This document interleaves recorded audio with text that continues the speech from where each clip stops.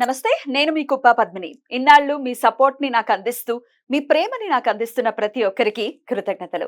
ఇప్పుడు చూడబోతున్న ఈ వీడియో కూడా ఖచ్చితంగా మీకు ఉపయోగపడుతుంది. లైక్, షేర్ అండ్ సబ్స్క్రైబ్ చేసి మీ ఇష్టాన్ని అలాగే మీ సపోర్ట్‌ని నాకు అందించండి. అలాగే ఈ వీడియో పట్ల మీ అభిప్రాయాన్ని కామెంట్ సెక్షన్‌లో కామెంట్ చేసి నాకు తెలియజేయండి. నమస్తే. నమస్తే. Welcome to our channel. నేను పద్మిని. ప్రస్తుతం మనతో పాటు ప్రముఖ ఆధ్యాత్మికవేత్త, శ్రీపాద శ్రీవల్లభ దత్తపీఠం వ్యవస్థాపకురాలు, నారీ సేన ఫౌండర్ శ్రీమతి లత గారు మనతో పాటు ఉన్నారు. మాట్లాడదాం. అక్క నమస్తే అక్క. నమస్తే రా పద్మిని. చాలా హ్యాపీగా ఉంది నేను కలవటం. నాకు కూడా ఆఫ్టర్ యువర్ డెలివరీ. అవును, again yes, yes. Again queen is back. అమ్మ బాబోయ్. So nice of you. Thank you so very much. మరొకసారి ఇలా మిమ్మల్ని కలవటం, బోల్డ్ అని ఆధ్యాత్మిక విషయాల గురించి తెలుసుకోవడం అనేది డెఫినెట్ గా అదృష్టంగా భావిస్తున్నాను. కంగ్రాచులేషన్. శ్రీపాద శ్రీవల్లభ వంశోద్ధారకుడిని మళ్ళీ తీసుకొచ్చినందుకు థ్యాంక్ యూ అక్క. మీ అందరి blessings God bless him. Thank you. First అసలు మీరు బ్లెస్సింగ్ ఇవ్వటమే చూడు, అసలు బాబు పుడతాడు వెంటనే ఫస్ట్ మీకు చెప్పడం జరిగింది. అవును. సో వెంటనే అసలు వితౌట్ ఎనీ అసలు ఇంకొక థాటే లేదు. లేదు అసలు. ఖచ్చితంగా బాబే పుడతాడు అక్క అంటే చూస్తూ ఉండు బాబే పుడతాడు. బాబే శ్రీపా- పుట్టాడు. బాబే పుట్టాడు. శ్రీపాదుడు అలా అనుగ్రహించి తీరుతాడు అని అన్నారు. తీరాడు. దత్త ప్రసాదం.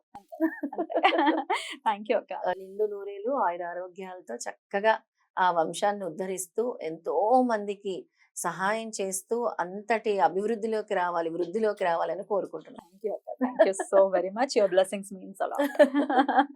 రైట్ అక్క. విశ్వావసు నామ సంవత్సరం వచ్చేస్తుంది. అమ్మో, ఈ క్రోధి నామ సంవత్సరం ఎప్పుడు వెళ్ళిపోతుందా అని నిజంగానే అంటే ఎంత గుడ్స్ ఉన్నా భయపెట్టిన తీరును చూస్తే అంటే యావత్ ప్రపంచాన్ని ఆ అవును. యుద్ధాలు గాని లేకపోతే రకరకాల ప్రకృతి వైపరీత్యాలు గాని మనం చూసాము. నిజంగా అవును. చాలా భయపెట్టింది. చాలా చాలా నామానికి తగ్గట్టుగానే కోపాలు కూడా చాలా మందికి పెరిగిపోయాయి. విపరీతమైన విపరీతమైన కోపాలు. కోపము, యాక్సిడెంట్స్ చూసాం మనం, Yeah, ఫైర్ యాక్సిడెంట్స్ yeah. అలాంటివన్నీ కూడా చూసాం మనం. ఇటకేలకు మెల్లగా నెట్టేసాము. ఇంకా అయిపోయింది. మార్చి 30వ తారీఖుకి ఇంకా బై బై చెప్పేయచ్చు. విశ్వవసు నామ సంవత్సరం వచ్చేస్తోంది. ఆ సంవత్సరం డెఫినెట్ గా చాలా చాలా బాగుండాలి. మరి మీ ప్రణాళిక ఏమిటి? కొత్త సంవత్సరం వస్తోంది కాబట్టి ఏవైనా ప్లాన్స్ ఉన్నాయా? ఏం చేయబోతున్నారు? అంటే ఆధ్యాత్మిక పరంగా ఎటువంటి కార్యక్రమాలని చేపట్టబోతున్నారు? ఈ విషయాలు ఒకసారి చెప్పండి. కొత్త సంవత్సరం వస్తుంది అనగానే ముందు స్వామి నాకు ఇచ్చిన ఇంట్యూషన్ ఏంటంటే, నేను నీకు పెట్టిన కార్యక్రమం ఏంటి అని నన్ను క్వశ్చన్ చేశారనమాట. ఏం స్వామి అంటే, సిద్ధమంగళ స్తోత్రం అనేది నువ్వు ఇంకా విశ్వవ్యాప్తంగా దాన్ని అలాగా అంటే తీసుకెళ్తూనే ఉండాలి. ప్రతి ఇంట కూడా అంటే ఊరూరా కూడా దాన్ని వ్యాప్తి చేస్తూ ఉండాలి. సిద్ధమంగళ స్తోత్రం అనేది కల్పతరువు. ప్రతి ఇంట్లో కూడా సిద్ధమంగళ స్తోత్రం పఠించాలి. ఏంటైతే సిద్ధమంగళ స్తోత్రం పఠిస్తూ ఉంటారో అక్కడ అనేది సిద్ధ పురుషులు అదృశ్య రూపంలో తిరుగుతూ ఉంటారు. నువ్వు మళ్ళీ మొదలు పెట్టాలి 108 ఇల్లు. దాంతో పాటు నామజపం కూడా మొదలు పెట్టమన్నారు. ఈ సంవత్సరం ఏంటంటే రాజు సూర్యుడు, మంత్రి సూర్యుడు, షష్టగ్రహ కూటమి వస్తుంది. వీటన్నిటి నుంచి కూడా ప్రతి ఒక్కరిని బయటపడటానికి నామజపం చేయమన్నారు స్వామి. అందరికీ స్వామి ఇచ్చిన మెసేజ్ ఏంటంటే నామజపం చేయాలి. ఎవరైతే ఎక్కువ నామజపం చేస్తారో వాళ్ళు ఈ ఆపదల నుంచి బయటపడతారు. ఏం లేదు, మన హనుమంతుడు ఏం చేశాడు పద్మిని? రామనామ జపమే చేశాడు. అంతే. ఆయన పూజలు చేశాడా, హోమాలు చేశాడా, యజ్ఞాలు చేశాడా? నామ జపంతోనే అంతటి అష్టసిద్ధుల్ని పొందాడు. అలాంటి నామజపం ప్రతి ఒక్కరూ చేసేలాగా వ్యాప్తి చెయ్యి. నామజపం చేయించు, ఇంటింటికి వెళ్ళి నామాన్ని పలికించు, ఇంటింటికి వెళ్ళి సిద్ధమంగళ స్తోత్రాలు చెయ్యి, మళ్ళీ 108 ఇల్లు చెయ్యి. ఈసారి వెళ్ళని ఊర్లు వెళ్ళు. నెల్లూరు వెళ్ళలేదు, అటు వెళ్ళు, తెలంగాణ ప్రాంతాలు వెళ్ళు, రాయలసీమ ప్రాంతాలు వెళ్ళు అని చెప్పారు.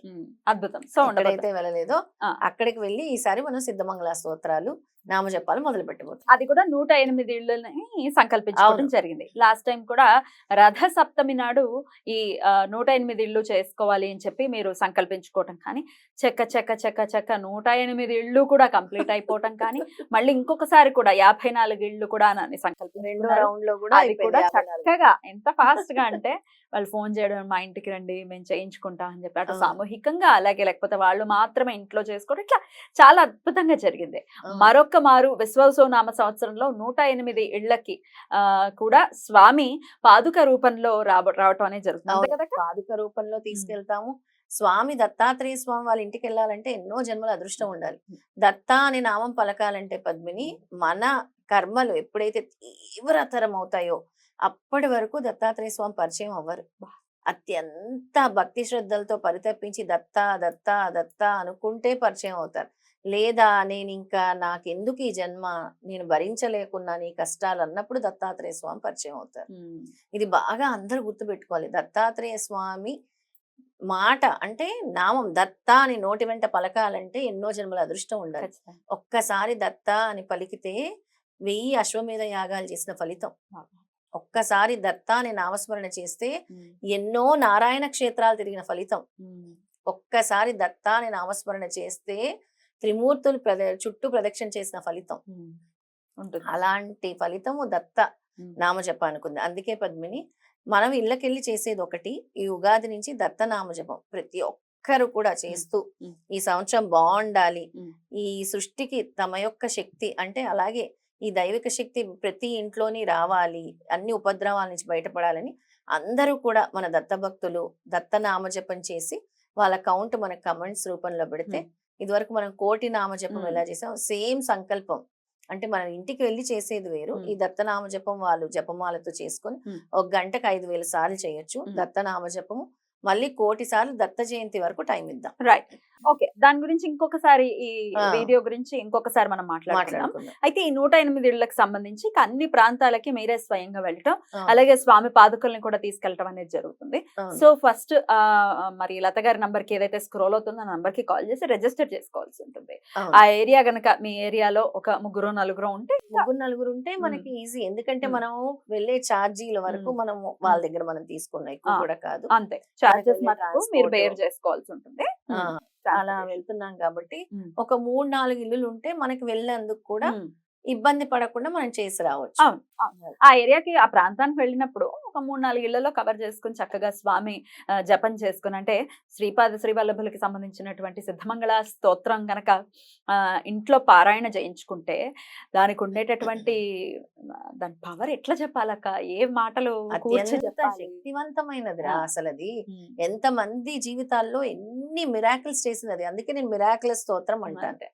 ఏ ఇంట్లో అయితే చేసామో అందరు కూడా చాలా చాలా ఒకరు ఇల్లే కొనేసారు సిద్ధమంగళ స్తోత్రం చేస్తే. ఆయన మనకి ఫోన్ లో చెప్పారు కూడా, మా ఇంట్లో వచ్చి చేయగానే మేము ఇల్లు కొనేసాము, అద్దీంట్లో ఎక్కడైతే పూజ ఆయిలే కొనేసుకున్నారు. అలాగే వేరే వాళ్ళ ఇంటికి వెళ్తే ఉద్యోగం వచ్చేసి ఏది కావాలంటే అది స్వామి ప్రసాదిస్తారు. నువ్వు కావాల్సింది ఒక్కటే, నీకు భక్తితో దత్తాత్రేయ స్వామిని మీ ఇంటికి ఆహ్వానించాలి. దత్తాత్రేయ స్వామి ఎవరింటికి వెళ్ళరు, నేను కాదు అక్కడికి వచ్చేది, శ్రీపాద శ్రీవల్లభుడు మీ ఇంటికి వస్తున్నాడు. నేను అనేది శూన్యము. అంతే, స్వామి ఎవరింటికి పంపితే వాళ్ళ ఇంటికి మాత్రమే మనం వెళ్తాం. ఖచ్చితంగా, అందులో ఎటువంటి సందేహం లేదు. అయితే శ్రీపాద శ్రీవల్లభ దత్తపీఠంలో ఉన్నటువంటి పాదుకలు ఏవైతే ఉన్నాయో ఔదంబర వృక్షం నుంచి చేసినటువంటి ఇది నుంచి ఆ స్టెమ్ నుంచి చేసిన పాదుకల్ని తీసుకురావటం జరుగుతుంది. మీ ఇంట్లో చక్కగా సిద్ధమంగళ స్తోత్ర పారాయణం చేసుకుని ఎటువంటి ఈది బాధలున్నా కూడా పటాపంచలైపోతాయి, అందులో ఎటువంటి సందేహం లేదు. స్వామి వచ్చారు మీ ఇంటికి అంటేనే ఇంతకు ముందు మీరు ఎలా ఉన్నారు, తర్వాత ఎలా ఉంది పూజ తర్వాత అని మీరే చెప్తారు మాకు. ఖచ్చితంగా. మరి అలాగా మరి మీ ఇంట్లో కూడా మీరు సిద్ధమంగళ స్తోత్రానికి సంబంధించినటువంటి పారాయణ చేయించుకోవాలి, స్వామి అనుగ్రహాన్ని పొందాలి అనుకున్న వాళ్ళు లత గారి నంబర్ కి కాల్ చేసి రిజిస్టర్ చేసుకోండి. రైట్ అక్క, ఈసారి కూడా మీ సంకల్పం దిగ్విజయం అవ్వాలని మనస్ఫూర్తిగా కోరుకుంటూ అది అవుతుందని త్రికరణ శుద్ధిగా నమ్ముతూ కృతజ్ఞతలక్క. Thank you Padmini. శ్రీపాద శ్రీవల్లభుడి దయతో ప్రతి ఇంట్లో ఎవరైతే దత్త భక్తులు స్వామి మా ఇంటికి రావాలి అనుకుంటున్నారో వాళ్ళందరి ఇళ్ళకి స్వామి తీసుకెళ్ళాలి, దిగ్విజయంగా ఈ కార్యక్రమం జరగాలి నీ సహకారంతో అని కోరుకుంటున్నా. తప్పకుండా, it's an honour. Thank you అక్క. నమస్తే. జై గురుదత్త. శ్రీ గురుదత్త.